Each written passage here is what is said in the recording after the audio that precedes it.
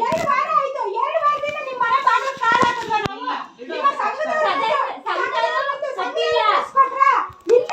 ಆದ್ರೆ ನಾವು ಅಂತದ್ ಏನ್ ಮಾಡಿದ್ವಿ ಅಂತ ನೀವು ಇವತ್ತು ಮಾಡ್ಬೇಕಿತ್ತು.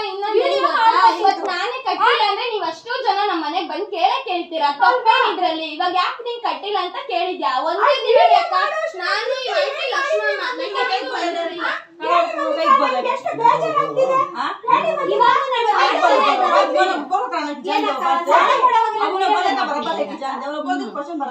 ಇವೆಲ್ಲ ಅಂತ ನಾವು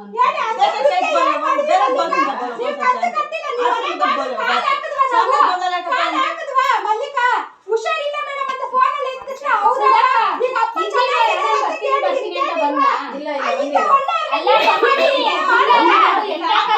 ಒಂದ್ ನಿಮಿಷ ಮೇಡಮ್ ಇನ್ನೊಂದರ ಇವ್ರೇ ಫೋನ್ ಮಾಡಿದ್ರು ಏನಂತ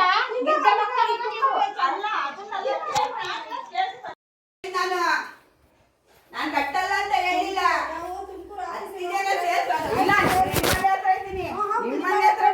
ಹೌದು ಬನ್ನಿ. ಅಷ್ಟಕ್ಕೆ ಇಟ್ಕೋಬೇಕಾ? ನೀವು ಸೌಭಾಗ್ಯ ಮನೆ ಹತ್ರ ಬನ್ನಿ ಅಂದ್ರೆ ಅವತ್ತಿಲ್ಲೇ ತಾನೇ ಅಲ್ಲೇ ಸಂಘ ಮಾಡೋದು ಅಲ್ಲೇ ಮಾಡೋದು. ಆಯ್ತು ಅಲ್ಲೇ ಮಾಡಿ. ಅಲ್ಲಿ ಬರ್ಬೇಕು ನೀವು. ಆಯ್ತು ಅಲ್ಲೇ ಮಾಡಿ.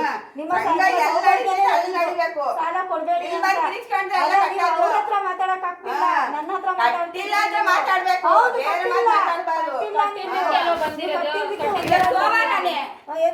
ತಗೊಂಡೋಗಿ ಇಟ್ಕೊಂಡೋದೆ. ಹಲೋ ಹೇಳಿ ಸರ್, ರೈಟ್ ನ್ಯೂಸ್ ಚಾನಲ್ ಅವರಾ ಸರ್? ಹೌದು. ಸರ್ ನಮಸ್ಕಾರ ಸರ್, ನಮ್ಮ ಮಧುಗಿರಿ ತಾಲೂಕಿಂದ ಮಾತಾಡ್ತಾ ಇರೋದು, ಹೇಳಿಮ್ಮ. ಹೊಸಕೆರೆಯಿಂದ. ಹ್ಮ್ ಅದೇ ಸರ್, ಧರ್ಮಸ್ಥಳ ಸಂಘದ ಬಗ್ಗೆ ಮಾತಾಡ್ಬೇಕಾಗಿತ್ತು. ನಿಮ್ದು ಯೂಟ್ಯೂಬ್ ಚಾನಲ್ ಎಲ್ಲ ನೋಡ್ತಾ ಇರ್ತೀವಿ, ಸರಿಮ್ಮ. ಹಂಗಾಗಿ ನಾನು ಕಾಲ್ ಮಾಡಿದೆ ಸರ್. ನಿಮ್ ನಂಬರ್ಗೆ ತುಂಬಾ ಸಲ ಪ್ರಯತ್ನ ಪಟ್ಟೆ, ಹಾ ಬಟ್ ಈ ಕಾಲ್ ಸಿಕ್ತು. ಸರಿ ಹೇಳಿಮ್ಮ. ಮೊನ್ನೆ ಸೌಜನ್ಯ ಹೋರಾಟಗಾರರು ಜಯಂತ್ ಸರ್ ಅಂತೇಳಿ ಆ ಸರ್ ಜೊತೆ ಸ್ವಲ್ಪ ಮಾತಾಡಿದ್ದೆ. ಓಕೆ. ಮಾತಾಡಿದ್ದೆ. ನಂಬರ್ ಯೂಟ್ಯೂಬ್ ಅಲ್ಲಿ ತಗೊಂಡೆ. ಹ್ಮ್ ಜಸ್ಟ್ ಈಗ ಸ್ಟೇಷನ್ ಹತ್ರ ಹೋಗಿ ಬಂದ್ವಿ ಸರ್ ನಾವು, ಮಿಡಿಗೇಶಿಗೆ.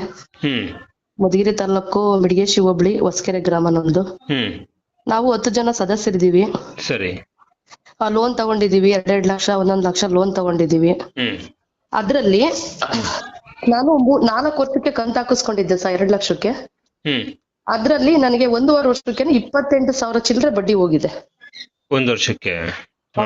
ಒಂದೂವರೆ ವರ್ಷಕ್ಕೆ. 1.5 ವರ್ಷಕ್ಕೆ. ಇವ್ರು ಹೇಳೋದೇನು 1 ಲಕ್ಷಕ್ಕೆ 7,000 ರೂಪಾಯಿ ಬಡ್ಡಿ ಅಂತ ನಮಗೆ ಹೇಳ್ತಾರೆ.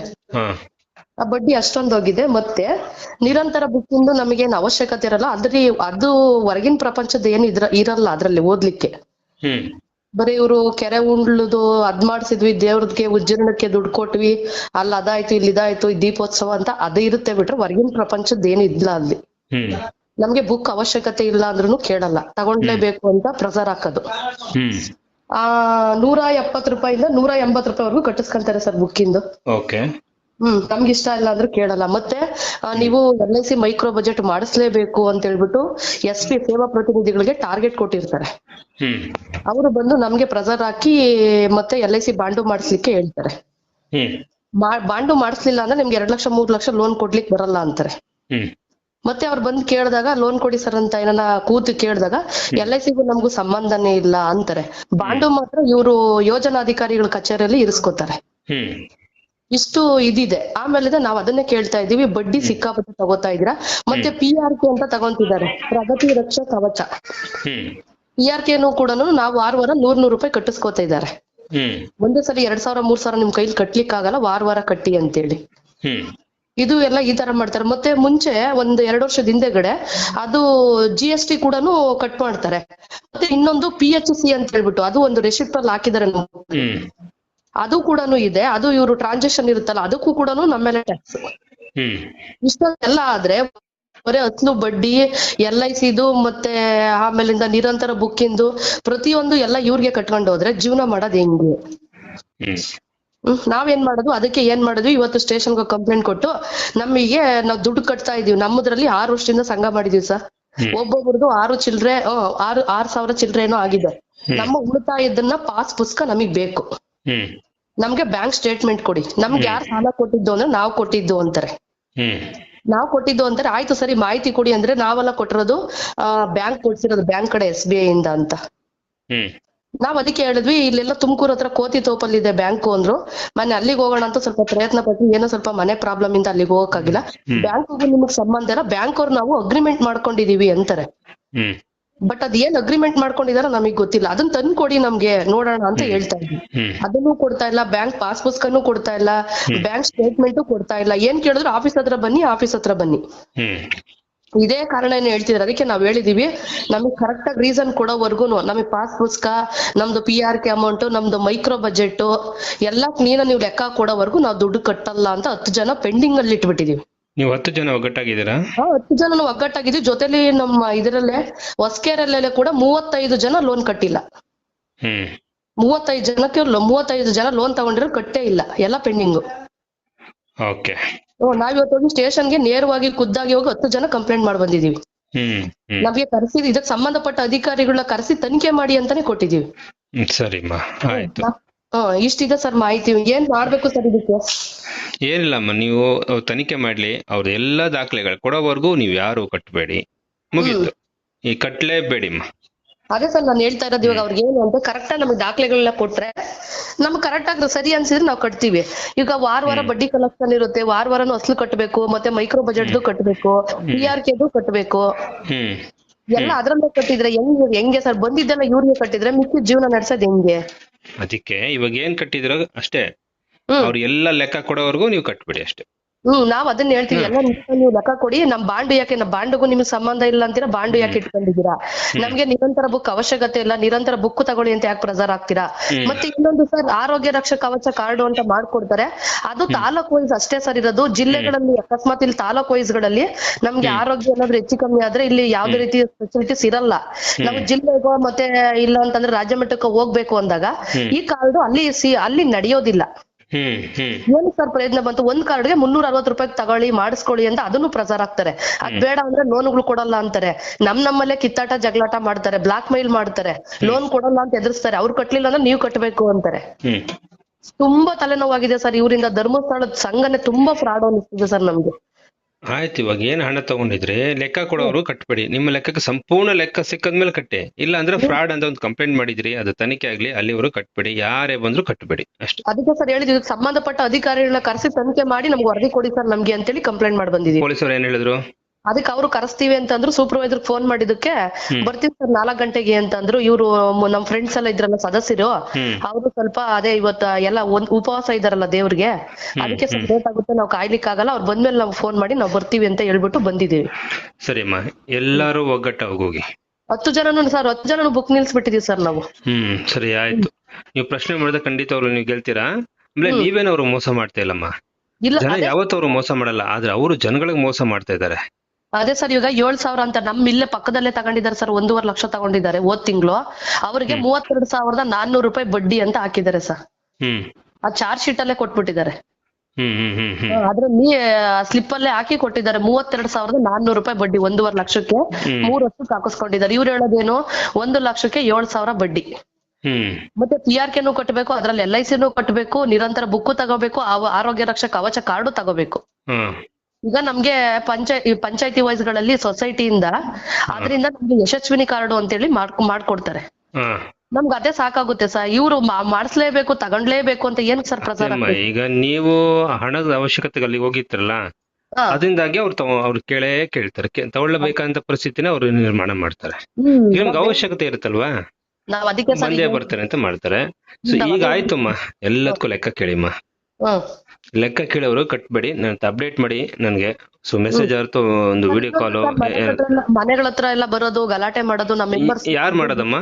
ಯಾರು ಸರ್? ಇದು ಮೇಲ್ವಿಚಾರಕರು ಮತ್ತೆ SP ಅವ್ರದ್ದು ವಿಡಿಯೋ ಮಾಡಿ ಕಳ್ಸಿಮ್ಮ. ಅವಾಗ ನೀವೆಲ್ಲ ಒಗ್ಗಟ್ಟಾಗಿದ್ರೆ ಸಾಕು ಬಿಡಿ. ಎಲ್ಲ ಒಗ್ಗಟ್ಟಾಗಿದ್ದೀವಿ ಸರ್. ವಿಡಿಯೋನು ಇದೆ. ಇನ್ನೊಂದ್ ಏನ್ ಗೊತ್ತಾ ಸರ್, ಒಬ್ರು ಪ್ರತಿನಿಧಿ ಒಬ್ರು ಡೆಲಿವರಿಗೆ ಹೋಗಿದ್ದಾರೆ, ಅನಿತಾ ಅಂತ ಹೇಳ್ಬಿಟ್ಟು. ಹಿಂಗೆ ಹೋಗ್ತಾ ಇದೀವಿ ಅವ್ರಿಗೆ ತಿಂಡಿ ತಗೊಂಡು. ನಾವು ಅವರು ಅಣ್ಣನ ತಮ್ಮನ ಹೆಂಡತಿ ಆಗ್ಬೇಕು ನಮಗೆ ಕೂಡ. ನಮ್ಗೆ ತಮ್ಮನ ಹೆಂಡತಿನಿ ಹುಡುಗಿ ಅನಿತಾ ಅಂತೇಳಿ. ಅವ್ರಿಗೆ ಡೆಲಿವರಿಗೆ ಹೋಗ್ತಾ ಇದ್ವಿ, ಸಿಸರಿನ್ ಆಪರೇಷನ್ ನಡೀತಾ ಇದ್ರೆ ದುಡ್ಡು ಕಟ್ಬಿಟ್ಟು ಆಮೇಲೆ ಹಾಸ್ಪಿಟ್ಲ್ಗೆ ಹೋಗಿ ಅಂತಾರೆ. ಇದು ಕೂಡ ರೆಕಾರ್ಡ್ ಇದೆ. ಅದನ್ನ ತಗೊಂಡೋಗಿ ನಾವೆಲ್ಲ ಸ್ಟೇಷನ್ಗೆಲ್ಲ ತೋರ್ಸಿದೀವಿ ಇವತ್ತು.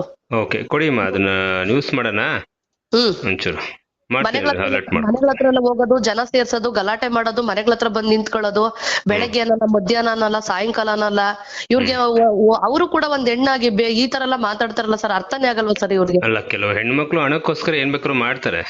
ಸರ್ ಇವ್ರಿಗೆ ಇನ್ನೊಂದು ಸರ್ ತನಿಖೆ ಮಾಡ್ಬೇಕಾಗಿರೋದು ಏನು ಅಂದ್ರೆ, ಒಬ್ಬ ಸರ್ಕಾರಿ ನೌಕರು ಕೂಡ ಕೊಡಲ್ಲ ಸರ್, ಆ ತರ ಸ್ಯಾಲ್ರಿ ಸಿಗುತ್ತೆ ಅಲ್ಲ ಸರ್ ಇವ್ರಿಗೆ. ಅದ್ರ ಬಗ್ಗೆ ಸ್ವಲ್ಪ ತನಿಖೆ ಮಾಡ್ಬೇಕು ಸರ್. ನಿಜವಾಗ್ಲೂ ಒಬ್ಬ ಮೇಲ್ವಿಚಾರಕರಿಗೆ ಸೂಪರ್ವೈಸರ್ ಮೇಡಮ್, ಈಗ ನೀವು ನಿಂತ್ ಬಿಟ್ರೆ ನಿಮ್ ಮುಂದೆ ಯಾವ ಕಾನೂನು ಇಲ್ಲ ಮೇಡಮ್. ಆಮೇಲೆ ನೀವು ಕಾನೂನು ಪ್ರಕಾರನೇ ಹೋಗ್ತಿರೋದು, ಕಾನೂನು ಧಿಕ್ಕರಿಸಿ ಹೋಗ್ತಿಲ್ಲ. ನಂಗೆ ಲೆಕ್ಕ ಕೊಡಿ ಅಂತ ಕೇಳ್ತಾ ಇದ್ದೀರಾ, ನಿಮ್ಮ ಬ್ಯಾಂಕ್ ಸ್ಟೇಟ್ಮೆಂಟ್ ಕೊಡಿ ಅಂತ ಕೇಳ್ತಾ ಇದ್ದೀರಾ, 20 ರೂಪಾಯಿ ಯಾವ ಬ್ಯಾಂಕ್ ನಲ್ಲಿ ನಿಮ್ದು ಡೆಪಾಸಿಟ್ ಆಗ್ತಿದೆ ಅಂತ ನನ್ ಕೇಳ್ತಾ ಇದ್ದೀರಾ. PRK ಯಾವ ಆಫೀಸ್ಗೆ ಹೋಗಿದೆ, ಇವ್ರು ತುಂಬ್ಕೊಂಡು ಚೀಲ್ದ ತುಂಬ್ಕೊಂಡು ಹೋಗಿ ಆಫೀಸಲ್ಲಿ ಇಡುವಂತದ್ದಲ್ಲ ಅದು. ಆಕ್ಚುಲಿ ಅದು ಎಲ್ಲೋ ಒಂದ್ ಕಡೆ ಇರ್ಬೇಕದು, ಆ ಸ್ಟೇಟ್ಮೆಂಟ್, ಅದು ಆ ಸ್ಟೇಟ್ಮೆಂಟ್ ಬೇಕದು.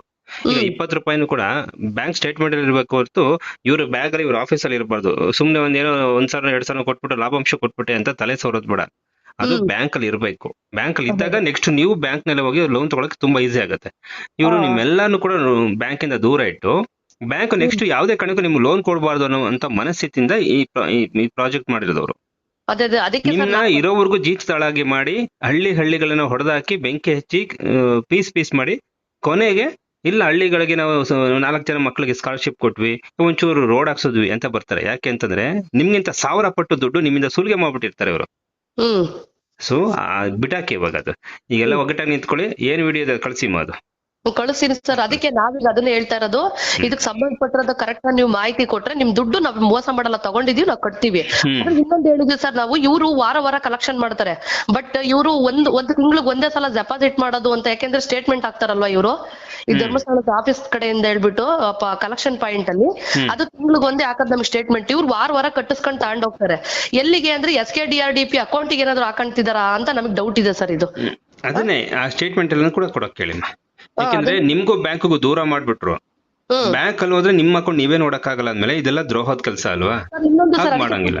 ತುಮಕೂರಲ್ಲಿ ಇದೆ ಬ್ರಾಂಚು SBI ಅಂತ ಹೇಳ್ತಿದ್ದಾರೆ. ನಾವ್ ಅಲ್ಲಿಗೆ ಹೋಗ್ತಾರೆ, ನಮ್ ದಾಖಲೆಗಳೆಲ್ಲ ತಗೊಂಡ್ ಹೋಗ್ಬಿಟ್ಟು ಕೇಳೋಣ ಅಂತಿದೀವಿ ಸರ್ ಬ್ಯಾಂಕ್ ಮ್ಯಾನೇಜರ್ನ. ಅವರು ಏನಂತ ಅಗ್ರಿಮೆಂಟ್ ಮಾಡ್ಕೊಂಡಿದ್ದಾರೆ, ನಮ್ದು ಅಕೌಂಟ್ ಬುಕ್ CC ಖಾತೆ ಅಂತ ಅದ್ರಲ್ಲಿ ಮೆನ್ಷನ್ ಮಾಡಿದ್ದಾರೆ, ಅಕೌಂಟ್ ನಂಬರ್ ಬುಕ್. ಆ ನಂಬರ್ ನ ತಗೊಂಡ್ ಹೋಗ್ಬಿಟ್ಟು ಅವ್ರು ಏನಂತ ಅಗ್ರಿಮೆಂಟ್ ಮಾಡ್ಕೊಂಡಿದ್ದಾರೆ, ಏನು ನಮ್ದು ಉಳಿತಾಯ ಖಾತೆ ಇದೆಯಾ ಇಲ್ವಾ ಅಂತ ಒಂದ್ಸಲ ಚೆಕ್ ಮಾಡ್ಬೋದಾ ಸರ್? ಹೋಗ್ಬೋದಾ ಸರ್? ಕೊಡ್ತಾರ ಅವ್ರನ್ನ? ಹೋದ್ರೆ ಕೊಡಲ್ಲ ನಿಮ್ಗೆ ಅವರು, ನೀವು ಹೋಗಿ ಕೊಡಲ್ಲ. ಹೌದಾ? ಎಷ್ಟೋ ಜನ ಕೊಟ್ಟು ಇಲ್ಲ, ಅವ್ರು ಕೊಡ್ಬೇಡ ಅಂತ ಕೂಡ ಇವ್ರು ಹೇಳಿರ್ತಾರೆ. ಯಾಕಂದ್ರೆ ನಿಮ್ಗೆ ಗೊತ್ತಾಗುತ್ತಲ್ಲ ಲೆಕ್ಕ, ಅದಕ್ಕೋಸ್ಕರ ಕೊಡಬೇಡ ಅಂತ ಹೇಳಿರ್ತಾರೆ. ಬೇಡ, ಅವರೇ ತಂದ್ಕೊಡ್ಲಿ ನೋಡೋಣ. ಈಗ ನಿಮ್ಗಂತೂ ನೋಡೋ ಅವಕಾಶ ಇಲ್ಲ, ಅವರೇ ತಂದ್ಕೊಡ್ಲಿ ಅಮ್ಮ, ಚೆಕ್ ಮಾಡಿ. ಇಲ್ಲ ನನ್ಗಾರು ಕಳಿಸ್ಕೊಡಿ, ನಾನು ಚೆಕ್ ಮಾಡ್ತೀನಿ. ಅದೇನಿದೆ ವಿಡಿಯೋ ಕಳಿಸಿಮ್ಮ, ನಾನು ಮಾತಾಡ್ತೀನಿ. ಸರಿ ಸರ್, ನಮ್ಮ ಅಕೌಂಟ್ ಇದು ರೈಟ್ ನ್ಯೂಸ್ ಅಂತಾನೆ ನಾನು ಕ್ರಿಯೇಟ್ ಮಾಡ್ಕೊಂತೀನಿ ಸರ್ ವಾಟ್ಸ್ಆಪ್ ಅಲ್ಲಿ. ಎಸ್ ಮ್ಯಾಮ್, ರೈಟ್ ನ್ಯೂಸ್ ಅವರೇ ಮಾತಾಡೋದು. Okay sir, thank you sir. ವಿಡಿಯೋಗಳೆಲ್ಲ ನೋಡ್ತಾ ಇದ್ದೀರಾ? ಖಂಡಿತ ಪ್ರತಿದಿನ ನೋಡ್ತಾ ಇರ್ತೀನಿ ಸರ್. ನೀವು ಗಿರೀಶ್ ಮಠಣ್ಣ ಅವ್ರದ್ದು, ಮತ್ತೆ ಜಯಂತ್ ಸರ್ ಹತ್ರ, ಮತ್ತೆ ಮೇಡಮ್ ಮೊನ್ನೆ ಶಶಿಕಲಾ ಮೇಡಮ್ ಏನೋ ಅನ್ಸುತ್ತೆ, ಆ ಮೇಡಮ್ ಜೊತೆ ಮಾತಾಡ್ದೆ. ನಿಮ್ ಪ್ರತಿದಿನ ನೋಡ್ತಾನೆ ಇರ್ತೀನಿ ಸರ್ ನಾನು. ಎಲ್ಲಾ ಕಡೆ ನೋಡಿ, ಎಲ್ಲಾ ಕಡೆ ನಿಂತೋಗಿದೆ, ಅವ್ಯವಹಾರಗಳು ನಡೀತಿದ್ದಾರೆ, ಬಡ್ಡಿ ದಂಧೆ, ಪ್ರತಿ ದಿನ ನೋಡ್ತಿರ್ತೀನಿ ಸರ್ ನಿಮ್ದು ಯೂಟ್ಯೂಬ್ ಅಲ್ಲಿ. ಒಂದು ದಿನ ಒಳ್ಳೇದಾಗ್ಲಿ. ಇನ್ನೊಂದು ಲಾಸ್ಟ್ ಹೇಳ್ತೀನಿ.